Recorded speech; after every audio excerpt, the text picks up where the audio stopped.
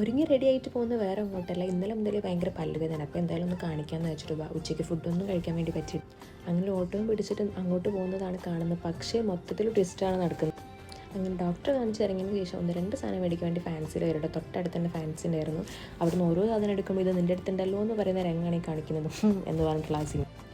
ഇവിടുന്ന് അങ്ങോട്ട് മൊത്തം മാറി മരുന്ന് പെട്ടെന്നൊരു തലകറക്കം, ആകെ മൊത്തം വിയർത്തും ഒരുമാതിരി അവസ്ഥ. അങ്ങനെ നേരെ ഹോസ്പിറ്റലിൽ പോയി.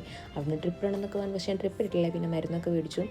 പിന്നെ ഒന്നും കഴിക്കാത്തതുകൊണ്ട് നല്ല വിശക്കുന്നുണ്ടായിരുന്നു. നെയ് റോസ്റ്റ് വാങ്ങി ഞാനും ഹാഫാക്കി, അതും എനിക്ക് കഴിക്കാൻ പറ്റിയിട്ടില്ല. പിന്നെ നാരങ്ങ വെള്ളമൊക്കെ വാങ്ങി കുടിച്ച് അപ്പോൾ കുറച്ചൊരാശ്വാസമായി.